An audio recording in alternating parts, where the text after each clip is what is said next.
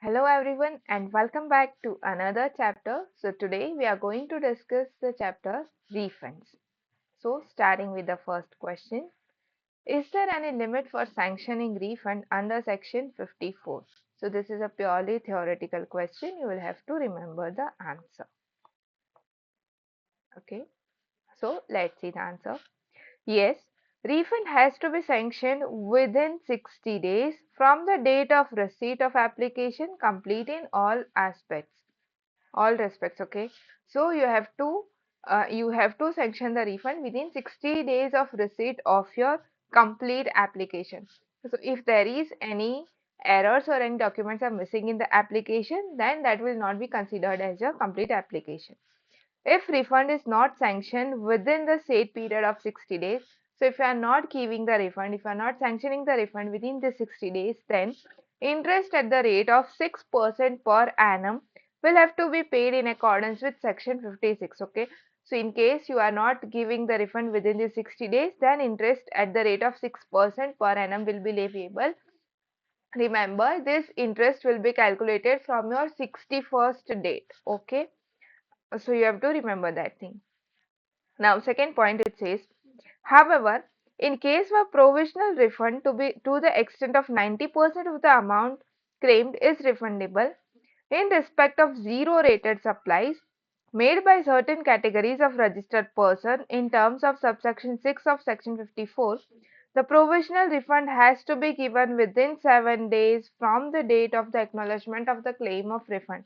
So in case of provisional refund, it has to be given within 7 days, wherein 90% of the claim is refundable in respect of zero rated supplies. Okay, this is a very specific case and you have to remember it. Now question number 2, what it says, discuss the provisions relating to refund of amount of advance tax deposited by a casual taxable person under section 27(2). So what is the answer for this? Again, this is a theoretical question and you need to remember. The amount of advance tax deposited by a casual taxable person under section 27(2) shall be refunded only when such person has, in respect of the entire period for which certificate of registration granted to him had remained in force, furnished all the returns required under section 39. Further, refund of any amount after adjusting the tax payable by the applicant out of the advance tax deposited by him under section 27 at the time of registration shall be claimed in the last return required to be furnished by him. So for a casual taxable person, the refund shall be given only when the entire period for which the certificate of registration was granted to him was in force. Okay, so there should not be any compliance violations by the casual taxable person. Then that person should have furnished all the returns that are required under section 39, and refund should be given after giving effect to any tax payable by that applicant after considering the advance tax deposited by him, and then any amount, if it is payable, that is refund is there, then that should be given. Now question number 3, in case of refund under exports of goods, whether BRC or FIRC is necessary for granting refund. See, all these questions are theoretical and you just have to remember these provisions. Okay, in case of refund on account of export of goods, the refund rules do not prescribe BRC BRC FIRC as a necessary document for filing of refund claim. Okay, so for export of goods, refund rules do not require you to file BRC or FIRC. Okay, but however, for export of services, details of BRC FIRC is required to be submitted along with the application of refund. So in case you are claiming refund for goods, then in that case your BRC or FIRC is not a mandate, but in case of supply of services, it is a mandate. Okay. However, in case of non-realization of consideration in terms of payment, the exporter shall deposit the amounts or refunded to the extent of non-realization of sale proceeds along with interest within 30 days. So in case, as per FEMA rules, if the consideration is not realized, then the exporter shall deposit the amount so refunded to the extent of non-realization of the sale proceeds along with the interest within 30 days. These are also again rules and that you need to remember. Question number 4. When is a deficiency memo issued in respect of refund claim under section 54? So when are you supposed to issue a deficiency memo? Now, Rule 93 provides that communication in prescribed form, that is your deficiency memo, where deficiencies are noticed. The said sub-rule also provides that once the deficiency memo has been issued, the claimant is required to file a fresh refund application after rectification of the deficiencies. So, if there are any deficiencies, then you have to file a fresh refund application after rectifying all the deficiencies. Further, the time period from the date of filing of the refund claim in form GSTR RFD01 till the date of communication of the deficiencies by the proper officer shall be excluded from the period of 2 years as specified under section 54(1) in respect of any such fresh refund claim filed by the applicant after rectification of the deficiencies. Okay, so in case the communication has been made that there are deficiencies in your refund claim, then the time period of communicating those deficiencies shall be excluded from the period of 2 years as specified under section 54(1). Okay.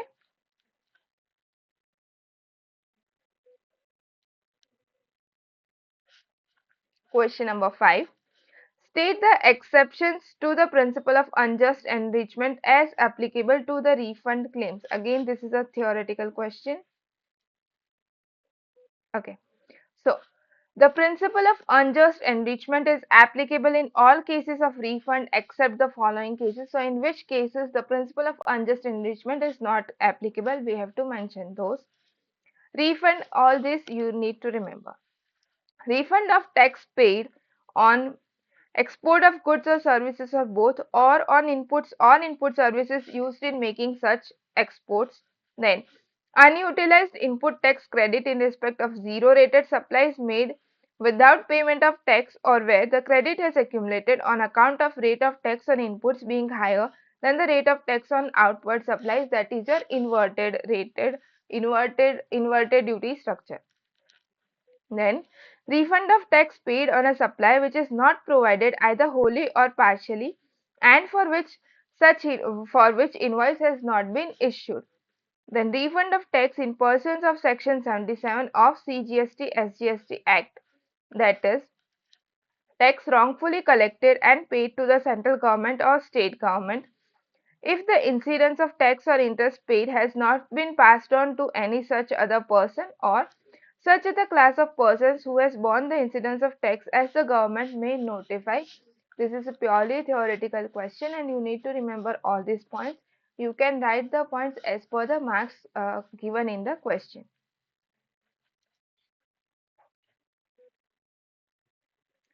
Now question number 6. Kailash Global Private Limited supplies various goods in domestic and international markets. It is engaged in manufacturing both and trading of goods. So it is manufacturing and trading goods both. Okay. The company is registered under GST in the state of Karnataka. The company exports goods without payment of tax under letter of undertaking. So it is exporting the goods under letter of undertaking without paying any taxes. Now, the company has made following supplies during a tax period. So, we are given the supplies. Export of product A to UK for $10,000, the accessible value under customs in Indian rupees. Export duty is payable on product A at the time of exports. Further, value of like goods domestically supplied by similar place supplier is 6 lakhs. So, in this case, we have to see the value as the accessible value or 1.5 times of the domestic value. Let's go through the answer of this. We'll take each cases individually here. See, computation of maximum amount of refund admissible to Kailash Global Private Limited. Exports of product A to UK nil. how it is coming. See note 1. Export of goods. Export of goods is a zero rated supply in terms of section 16(1). Further, Kailash Global Private Limited exports goods without payment of tax under LUT. So we have given in the question that they are not paying any taxes, so there is no question of refund. Therefore, as per clause 1 of first provision to section 54(3), a registered person may claim refund of any unutilized ITC in case of zero rated supply made without payment of tax at the end of the tax period. However, second provision to section 54(3) lays down that refund of unutilized ITC is not allowed if the goods exported out of India are subjected to export duty. Now, what is the second one?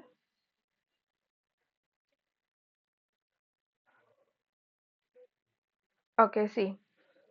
Domestic supplies of taxable product B during the period excluding tax of 5%. So this value is given to us excluding the value of taxes. Inputs used in manufacturing of goods are taxable at 18%. Not notified as a product in respect of which refund of unutilized ITC shall not be allowed. So it has fulfilled all the conditions for availing your ITC. Then you have supply of goods to export oriented unit. Okay, to export oriented unit excluding taxes at 18%, the value is 5 lakh rupees and ITC has been claimed by the recipient.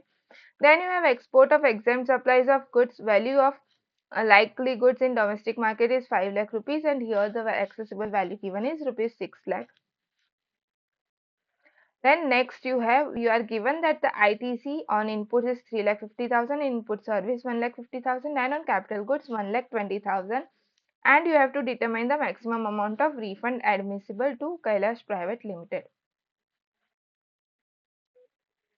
Now see, refund of unutilized ITC is allowed in case of inverted duty structure, that is where credit has accumulated on account of rate of tax on inputs being higher than the rate of your output supplies. So usually the rate of your taxes on outward supplies will be higher than the rate of the taxes on your inputs.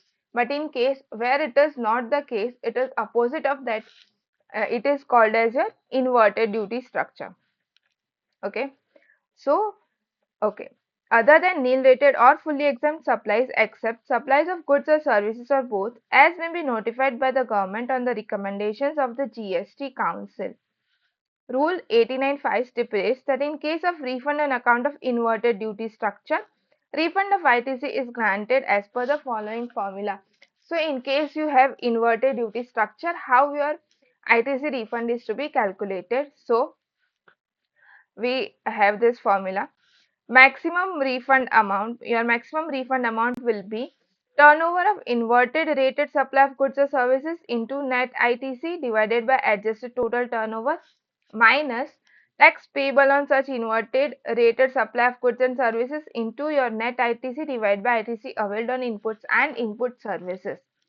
So how you have to calculate? You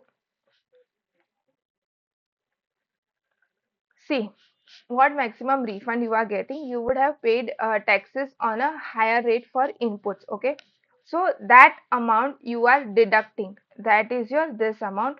Tax payable on such inverted rated supply of goods and services into my net ITC divided by ITC availed on inputs and input services. So this is the portion that I am deducting. Why? Because that much I have paid more. Okay, and from what you will be deducting it? From your turnover of your inverted rated supplies into your net ITC divided by your adjusted total turnover. So from the portion of your from of your taxes which you have paid for your inverted duty structure, from that you are deducting your excess amount.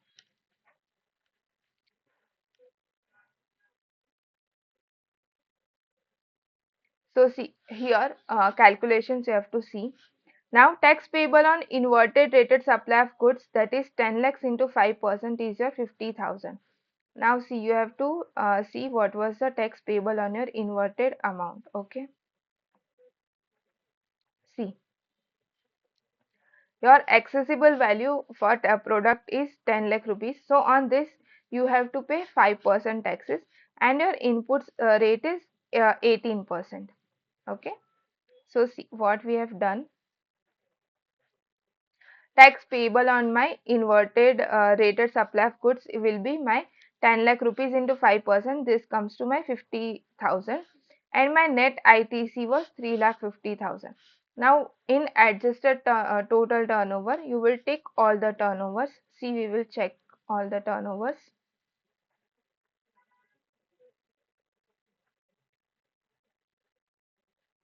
Okay, 7 lakh, uh, see 7 lakh, 10 lakh, 5 lakh and 6 lakh. So let's see the total adjusted turnover.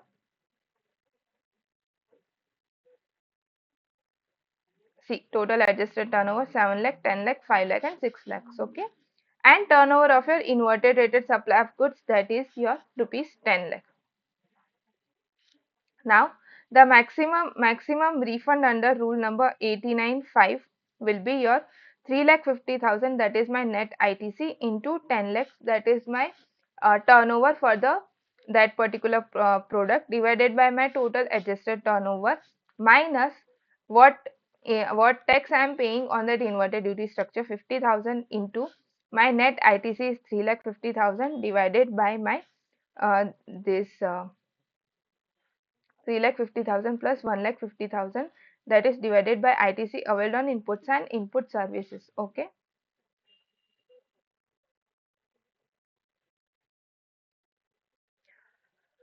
So I hope this calculation is clear. If you have any doubts in this calculation, please feel free to comment below. It might seem a tricky little bit when you do it for the first time, but if you understand it, it is a simpler thing. Okay. See, I'll take you through the calculations again. First, what I have done is I have calculated, one sec. See, let's do this again. Okay, so what I have to do, I have to find my tax payable on inverted rated supplies. My value is 10 lakh rupees and my rate is 5%, so this comes to 50,000. My net ITC is 3 lakh 50,000 on inputs. Then adjusted total turnover, I have to take turnover, all the turnover, 7 lakh, 10 lakh, 5 lakh and 6 lakh, which comes out to be 28 lakhs. And turnover of my inverted rated supply of goods is 10 lakhs. So the maximum refund that I can get is my 3,50,000, that is my ITC on inputs, into 10 lakh, that is my turnover of inverted rated supply, divided by my total adjusted turnover 28 lakhs, minus ITC, minus my tax payable on this inverted rate, that is 50,000, into my net ITC 3,50,000, divided by 3,50,000 plus 1,50,000. This is my ITC of input and inputs, and the refund amount comes to be 90,000. Okay.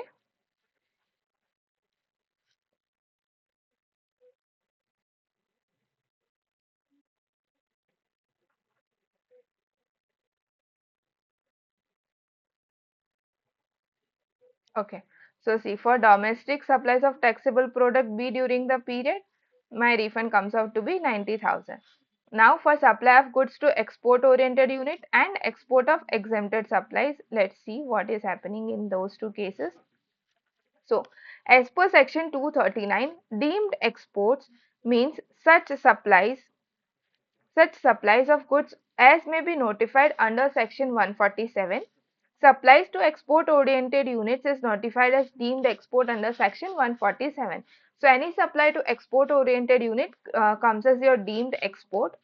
Now, in respect of supplies regarded as deemed exports, the application of refund can be filed by the supplier of deemed export supplies only in cases where the recipient does not avail of ITC on such supplies and furnishes an undertaking to the effect that supplier may claim the refund. Therefore, since in the given case the recipient is claiming ITC, Kailash Global Private Limited, that is supplier of deemed exports, cannot claim ITC. Okay. So you have to remember this, that if your okay, if you are availing ITC on such supplies, then the supplier of deemed exports cannot claim refund. Okay, you have to remember these points. Now in for the last one, Section 16(2) of IGST Act stipulates that subject to the provisions of Section 17(5) of the CGST Act, ITC may be availed for making zero rated supplies, notwithstanding that such supply can be an exempt supply. Section 54(3) of the CGST Act allows refund of ITC in case of zero rated supply made without payment of tax. Rule 89(4) stipulates that in the case of zero rated supply of goods or services or both without payment of tax under bond or annuity in accordance with the provisions of section 16(3), then refund of ITC shall be granted as per the following formula. So here the amount of your refund is turnover of your zero rated supply of goods plus turnover of your zero rated supply of services divided by your adjusted total turnover. This adjusted total turnover is the same as we saw in the previous case into my net ITC. Okay. So here my net ITC is again the ITC available on inputs and input services during the relevant period. Okay, and adjusted turnover is same as explained. So if we see the calculations, see turnover of zero rated supply of goods is given as 6 lakh. Okay, so you have to take this as your 6 lakh or lower of your rupees 6 lakh or 1.5 times of rupees 5 lakhs. So whatever is the value in your domestic market, that values 1.5 times or the accessible value given in the question. Lower of both of these values you will be taking. Okay, so lower value here is 6 lakh rupees. Okay, so 6 lakh or your 7 lakh 50,000. Lower of these two is my 6 lakhs. So 6 lakhs. Then my net ITC is 5 lakh rupees. And my adjusted total turnover is 28 lakhs, which we have already calculated above. So the maximum refund in this case will be 5 lakhs into 6 lakhs divided by 28 lakhs, which comes out to be 107,143. I hope this is clear. If you have any questions or if you don't understand the calculation, please feel free to comment or you can even ask in the Telegram group. You will find the link in the description box. Now moving on to the next question, question number 7.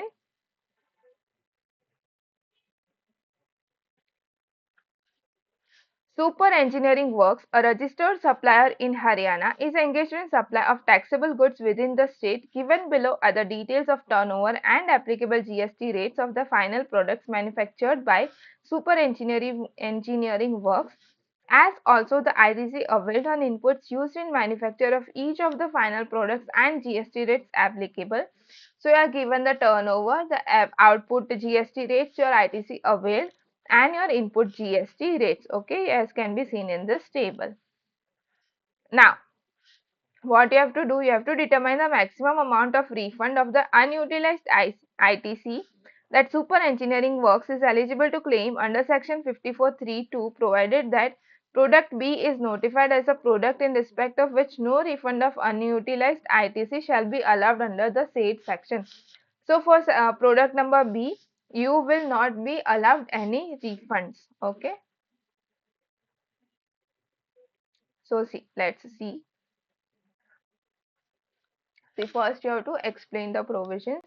So section 54(3)(2) allows refund of unutilized ITC at the end of any tax period to a registered person where credit has accumulated on account of inverted duty structure, that is the rate of inputs being higher than the rate of taxes on output services other than nil rated or fully exempt supplies, except supplies of goods or services or both, as may be notified by the government on the recommendations of the council.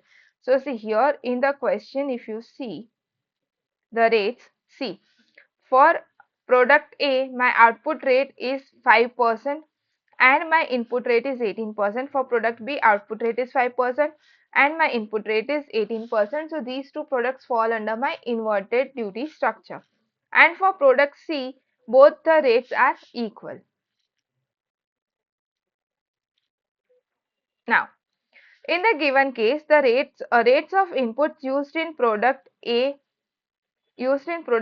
and product B are 18% are higher than the rates of output supplies. Okay, what we saw just now. However, product B is notified as a product in respect of which no refund of unutilized ITC shall be availed. So for product B, we are specifically told that there will be no refund for this. Okay. Further, rate of tax on input used in product C is carrying same rate as that of output. So again for product C, it doesn't fall under this case. Now, Okay, so product C does not fall under your inverted duty structure, therefore no refund on product C. For product B specifically we are given, so we have to only calculate the refund for product number A. So only product A is eligible for refund under section 54(3)(2). Now the rule we saw already, we saw this formula in the previous question. Okay, so I'll not explain the formula again here. We'll directly go to the calculations part. See, total tax payable on inverted rated supply of product A 5 lakhs into 5,000. Tax payable is my 25,000. Sorry. Then my ITC, net ITC is 54,000 plus 54,000 availed during the relevant period needs to be considered irrespective of whether the ITC pertains to inputs eligible for refund of inverted rated supply goods or not. So whatever ITC is there, that you need to consider in your net ITC of the inputs and input services. Okay.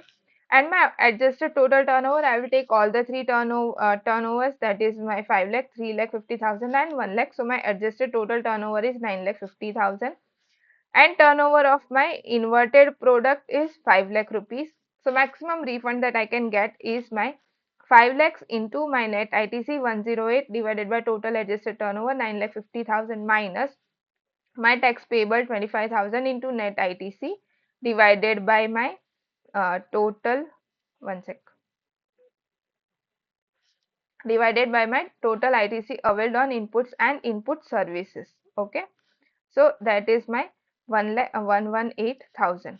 This comes to 36,961 and it has been rounded off to the nearest number. Okay, so question number 8.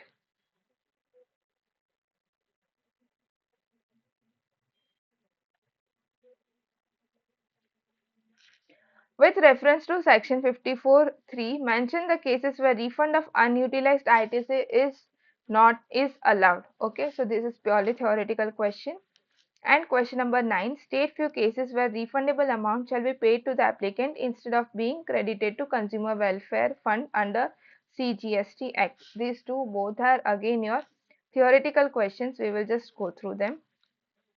So, as per section 54(3), a registered person may claim refund of unutilized ITC at the end of tax period in the following cases. So, which are the cases? In case of zero rated supplies made without payment of taxes, supply of goods or services or both for authorized operations to a sales development unit, or export of goods or services or both qualifies as your zero rated supplies. Okay, so if you are supplying any goods or services or both to a sales developer or to a sales unit, then they are considered as your zero rated supplies. And for zero rated supplies, you are allowed to claim refund without payment of taxes. Then accumulated ITC on account of inverted duty structure. So where credit has accumulated on account of rate of inputs being higher than the rate of tax on output supplies other than your nil rated or fully exempt supplies, except supplies of goods or services or both, as may be notified by the government on the recommendations of the council. However, refund of unutilized ITC shall not be allowed if the goods exported out of India are subjected to export duty, or the supplier of goods or services or both avails of drawback in respect of CGST or claims refund of IGST paid on such supplies. So in these two cases, your refund of unutilized ITC will not be available. You have to remember them. Now, for question number 9, section 54(8) provides that the refundable amount shall be paid to the applicant instead of being credited to the consumer welfare account if such amount is relatable to refund of tax paid on export of goods and or services or input services used in making such exports. Then refund of unutilized ITC in case of zero rated supplies made without payment of tax or accumulated ITC on account of inverted duty structure. Refund of tax paid on a supply which is not provided either wholly or partially and for which invoice has not been issued, or where a refund voucher has been issued. Then, refund of tax paid on a transaction treating it to be an interstate supply but which is subsequently held to be an interstate supply or vice versa. and the tax and interest, if any, or any other amount paid by the applicant if he had not passed on the incidence of such tax and interest to any such other person. So usually the incidence of tax is being passed on to the final consumer, but in case if it is not passed on, then you will not credit it to the consumer welfare account. Then the tax or interest borne by the notified class of applicants. So that's all for this chapter. If you have any doubts in this chapter, or if you didn't understand the calculations part, you can comment down below in the comments, and you can also reach out to me in the Telegram group. The description is given in the link below. I hope your studies are going well, and all the best for your upcoming CA final exams. Till then, study well. I shall see you in the next session with another chapter. Till then, happy studies. Goodbye.